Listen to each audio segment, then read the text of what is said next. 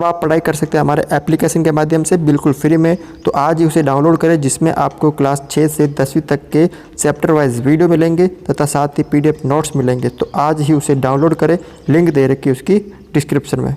आज का जो वीडियो है वो है कक्षा 7 का प्रश्नावली है 13.2, ठीक है, घातांक और घात।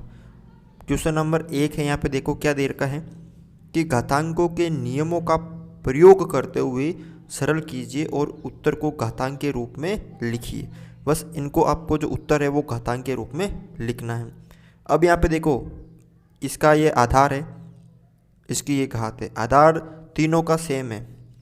तो नियम होता है कि जब आधार सेम हो, जब आधार सेम हो यानी a इंटू ए, और वो किस में हो, गुणा में हो, और उनकी जो घातें हैं वो अलग अलग हो, ठीक है, MNO अलग अलग है, तो क्या करते हैं कि जो आधार तो वही रखते हैं और घात के जो अंक हैं उन सब का योग कर देते हैं।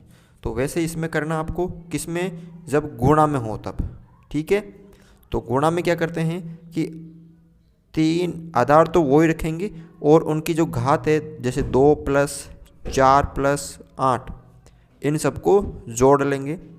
तो 3 और 8 और 2 10 और 4 14, यानी 3 की घात 14। और आपको उत्तर किस में लिखना है, घातांक के रूप में लिखना है। तो ये 3 की घात 14, इसको सरल नहीं करना है इस तरह।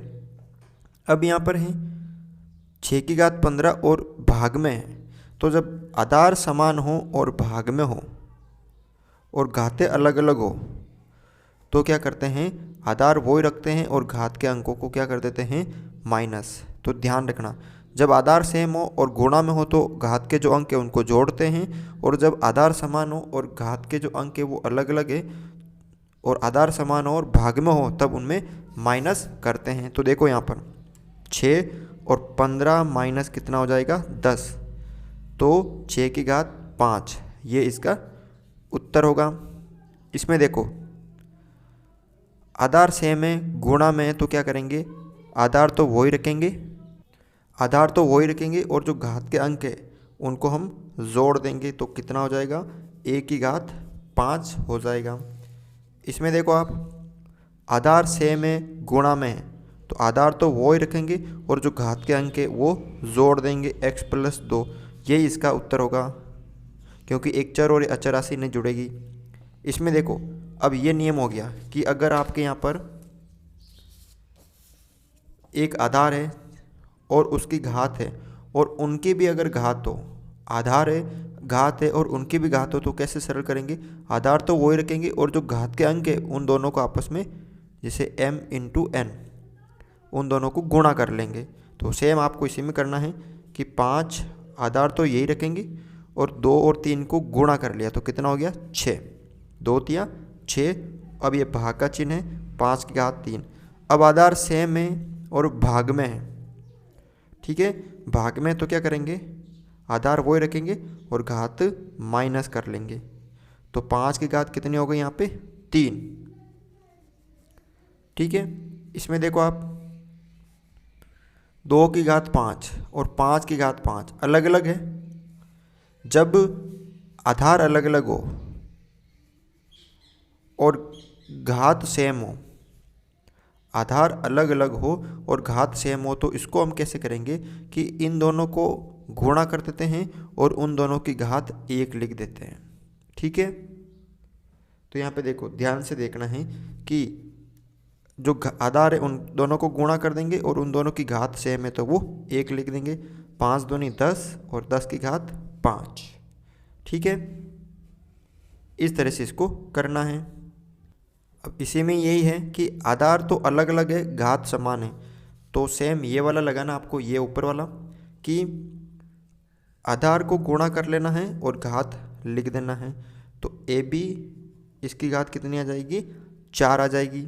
उसके बाद देखो 3 की घात 4 और 4 की घात 3 की घात 4 और इन दोनों की घात भी 3 है, यानी ये वाला सूत्र, a की घात m है और अगर इनकी भी घात वापस दे रखी है तो a की घात m × n, इन दोनों को आपस में गुणा कर लो। तो 3 और 4 की घात 3 को गुणा, 4 की घात 3 मतलब 3 की घात 4 और 4 इन दोनों को गुणा कर लो तो 3 की घात कितना हो गया, टोटल 12 हो गया। ठीक है, इसमें देखो पहले इसको सरल करते हैं। 2 की घात 20 है, पहले कोष्टक वाले को सरल करेंगे, और 2 की घात 15 है, दोनों भाग में हैं और आधार जो है वो सेम है। ठीक है, तो भाग में क्या करते हैं, जब आधार सेम होता है तो घातें माइनस होती है। 20 माइनस 15 इंटू 2 की घात 3, तो 2 20 में से 15 गई तो 5 इंटू 2 की घात 3। अब आधार सेम है, घातें अलग अलग है और किस में, गुणा में, तो आधार वही रखेंगे और घातों को जोड़ देंगे। जब आधार समान हो, गुणा में हो तो घातों को जोड़ते हैं, जब आधार समान हो भाग में हो तो घातों को घटाते हैं। यानी 2 की घात कितनी हो गई यहाँ पे, 8। इसमें देखो आधार सेम है, घातें अलग अलग है और भाग में है, तो आधार तो वही रखेंगे और घात के जो अंकों को है उनको घटा देंगे, यानी t-2। अब ये घटेगा नहीं क्योंकि चर और अचर राशि, तो यही इसका क्या होगा, उत्तर होगा। क्वेश्चन नंबर 2 देखो कि निम्नलिखित में से प्रत्येक को सरल कर घातांक के रूप में व्यक्त कीजिए। इनको प्रत्येक को सरल करना है और घात के रूप में लिखना है। तो मैं आपको बिल्कुल सरल तरीका बता रहा हूँ कैसे करना है कि 2 की घात 3 है, यानी 2 3 बार लिखना है, इंटू 3 4 बार है तो 3 4 बार लिखना है, और 4 1 बार है तो 4 1 बार लिख दिया। 2 3 बार था तो 2 3 बार लिख दिया, 3 4 बार था तो 3 4 बार लिख दिया, 4 1 बार है तो 4 लिख दिया। फिर नीचे 3 1 बार है और 32। अब इसको आप काट दो, ये 3 से ये 3 कटा जाएगा, 4 एकम 4 और 8 बार ये कट गया। फिर 2 2 2, इन तीनों को जब गुणा करेंगे तो कितना आएगा, 8, और ये 8 से 8 कट गया। तो क्या बचा ऊपर, 1 2 3, यानी 3 इंटू 3 इंटू 3, और घात के रूप में लिखना है तो 3 की घात 3। ठीक है, अगर इसको आपको सरल करने का बोलता तो 3 को, इन तीनों को गुणा कर लेते हैं। ठीक है, इसमें देखो 5 की घात 2 है और 2 की घात भी 3 है, तो पहले इसको सरल कर लीजिए।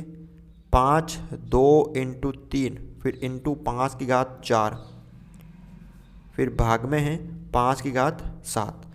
अब 5 2 की घात 2 इंटू 3 यानी 6 इंटू 5 की घात 4, भाग है 5 की घात 7। अब आधार समान है और गुणा में, तो घात को क्या करेंगे हम, जो घात के जो अंक है उनको जोड़ देंगे। 6 + 4 और ये भाग 5 की घात 7, तो 5 की घात कितना हो गया यहाँ पे 10, भाग 5 की घात 7। अब यहाँ पे देखो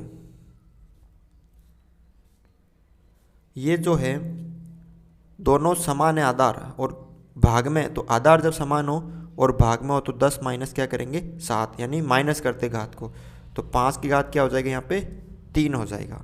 10 में से 7 गया तो 5 की घात 3 यहाँ पे हो जाएगा। इस क्वेश्चन को देखो 25 की घात 4 है, तो यहाँ पे मैं 25 को क्या लिख सकता हूँ, 25 को लिख सकता हूँ ना मैं 5 इंटू 5, यानी 5 की घात 2।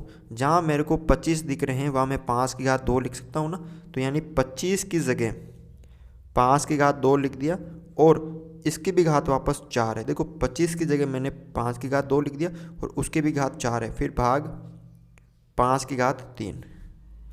अब गुणा कर दो, 5 2 इंटू 4 भाग 5 की घात 3, ये हो गए 2 चौक 8 भाग 5 की घात 3। आधार समान है, घातें किस में है,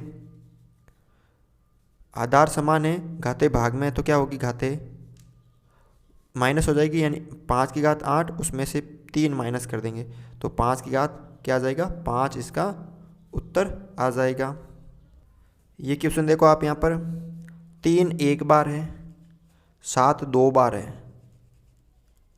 ठीक है, और जो 11 है वो 8 बार है, तो 11 1 2 3 4 5 6 7 8, 8 बार मैंने 11 लिख दिया। उसके बाद 21 इंटू 11 3 बार है। अब 3 11 से ये 3 11 कट गए, ठीक है, 7 21, जब इन दोनों को गुणा करेंगे तो 21 और ये 21 से 21 कट गया। तो ऊपर क्या बचा 7 इंटू 11 कितनी बार बचा 5 बार, 11 इंटू 11 इंटू 11 इंटू 11। अब इसको घात के रूप में लिख दो 7 की घात 1 इंटू 11 की घात 5, ठीक है ना, ये इसका आंसर होगा। इसमें देखो आप पहले देखो 3 की घात 7 ऊपर है और नीचे दोनों आधार समान हैं और गुणा में है तो घातें जुड़ जाएगी 4 + 3, तो 3 की घात 7 बटा 3 की घात 7। जब 3 की घात 7 का भाग 3 की घात 7 में जाएगा तो वो एक बार जाएगा, ठीक है। इसमें देखो आप इस वाले में क्या दे रखा है, अब यहाँ पे आधार है और उसकी घात 0, यानी आपको ध्यान रखना अगर जिसकी घात ये आधार है और उसकी घात अगर 0 हो तो उसका मान 1 होता है, ध्यान रखना। यहाँ पे ये वाला सूत्र लगेगा, जिसकी जो आधार है उसकी घात अगर 0 है तो उसका मान पूरे का 1 हो जाएगा, पूरे का मान। तो इस पूरे का मान 1 फिर प्लस इस पूरे का मान 1 प्लस इस पूरे का मान 1, तो यहाँ पे टोटल कितना हो गया, यहाँ पे 3 हो गया, ठीक है। यहाँ पे देखो सेम यही वाला सूत्र 2 की घात 0 है, यानी इसका मान भी 1 हो गया इंटू इसका मान भी 1 हो गया इंटू इसका मान भी 1 हो गया, और इन तीनों को जब गुणा करेंगे तो कितना आ जाएगा 1। इसमें देखो 3 की घात 0 तो इसका मान 1 फिर प्लस 2 की घात 0 इसका मान भी 1 फिर इंटू 5 की घात 0 इसका मान भी 1, 1 और 1 हो गया 2 गुणा 1 यानी 2। इसका आंसर कितना आ जाएगा 2 आ जाएगा। इसमें देखो आप 2 की घात 8 तो इसको लिख दो 2 इंटू 2 इंटू 2, 8 बार लिख दो ना,